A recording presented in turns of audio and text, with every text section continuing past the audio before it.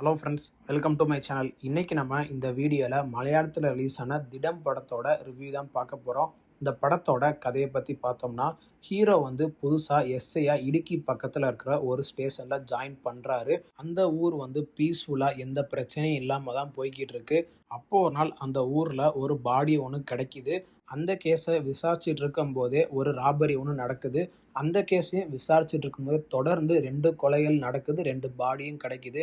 இந்த எல்லா கேஸையும் நம்ம எஸ்ஐ வந்து விசாரிச்சுக்கிட்டு இருக்கும்போதே அவருக்கு சில சம்பவம்லாம் நடக்குது. கடைசியில் இந்த கேஸ் எல்லாத்தையுமே அவர் சால்வ் பண்ணாரா இல்லையா, எதனால இந்த கொலைகள் ராபரிலாம் நடந்துச்சு, இந்த ராபரியை பண்ணதும் இந்த கொலையை பண்ணது எல்லாமே ஒரே ஆளா இல்லை வேற வேற ஆளா அப்படின்னு நம்ம ஹீரோ வந்து கடைசியில் கண்டுபிடிச்சாரா இல்லையா, கடைசியில் என்னாச்சு, இதுதான் இந்த படத்தோட மொத்த கதையே. படத்தோட பாசிட்டிவ்னு பார்த்தோம்னா, டைரக்டர் மார்ட்டின் ஜோசப் வந்து ஒரு கிரைம் த்ரில்லரை எப்படி கொண்டு போகணுமோ அதை ஸ்டார்டிங்லேருந்து எண்டு வரைக்குமே நல்லா விறுவிறுப்பாக எங்கேயுமே குறை வைக்காமல் நல்லா கொண்டு போயிருக்காரு. அதுக்கு தகுந்த மாதிரியே படத்தெல்லாம் நடித்த எல்லா ஆக்டருமே அவங்களோட ஒர்க்கை நல்லா கொண்டு போயிருக்காங்க. முக்கியமாக படத்தில் தனியால் தூக்கி நிறுத்தினதே ஹீரோவாக நடித்த ஷேன் தான். எதுக்குன்னா, அவர் வந்து கடைசியில் பண்ணுற அந்த ஃபைட் காட்சியாக இருக்கட்டும், அந்த இன்வெஸ்டிகேஷன் பண்ணுற காட்சியாக இருக்கட்டும், அது எல்லாமே அவருக்கு ஆப்டாகி சூப்பராக நடிச்சிருந்தார்.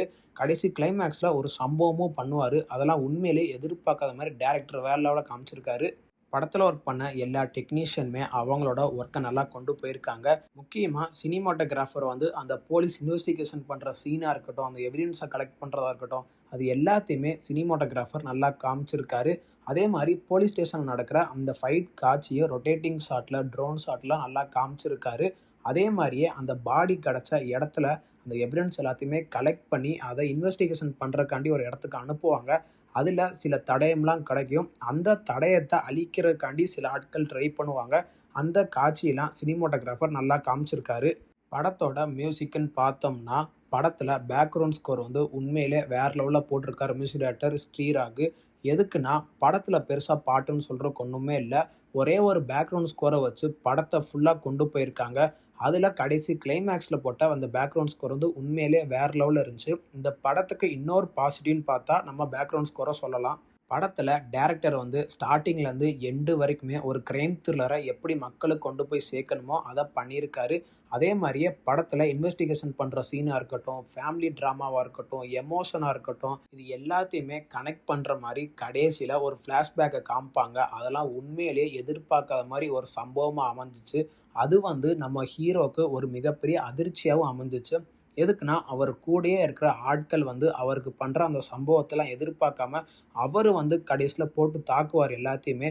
அதெல்லாம் டேரக்டர் காமிச்ச விதம் சூப்பராக இருந்துச்சு. படத்தோட நெகட்டிவ்னு பார்த்தோம்னா, படத்தில் பெருசாக நெகட்டிவ்னு சொல்கிறதுக்கு ஒன்றுமே இல்லை. எதுக்குன்னா, டேரக்டர் மார்ட்டின் வந்து ஒரு கிரைம் த்ரில்லரை எப்படி கொண்டு போகணுமோ அதை நல்லா கொண்டு போயிருக்காரு. மற்றபடி இந்த படத்தில் பெருசாக நெகட்டிவ்னு சொல்கிறதுக்கு ஒன்றுமே இல்லை. இந்த படம் ஓடிடி தளமான ஜியோ ஹாட்ஸ்டாரில் தமிழ் டப்பிங் வெர்ஷனோடைய அவைலபிளாக இருக்குது. தமிழ் டப்பிங் வெர்ஷன்லாம் லிப்ஸிங் கூட பர்ஃபெக்டாக பண்ணியிருக்காங்க. அதில் எங்கேயுமே குறை வைக்கல. இந்த படத்துக்கு நம்ம கொடுக்குற ரேட்டிங் பார்த்தீங்கன்னா 10க்கு 9.2 கொடுக்கலாம். இந்த படத்தை தாராளமாக ஃபேமிலியோட வீக்கெண்டில் பார்த்து என்ஜாய் பண்ணுங்கள். இந்த வீடியோ உங்களுக்கு பிடிச்சிருந்தா மறக்காமல் நம்ம சேனலை லைக் பண்ணி, கமெண்ட் பண்ணி, ஷேர் பண்ணுங்கள். மறக்காமல் நம்ம சேனலை சப்ஸ்கிரைப் பண்ணி பக்கத்தில் இருக்க பெல் பட்டனை கிளிக் பண்ணி விட்ருங்க. தேங்க்யூ ஃபார் வாட்சிங் திஸ் வீடியோ.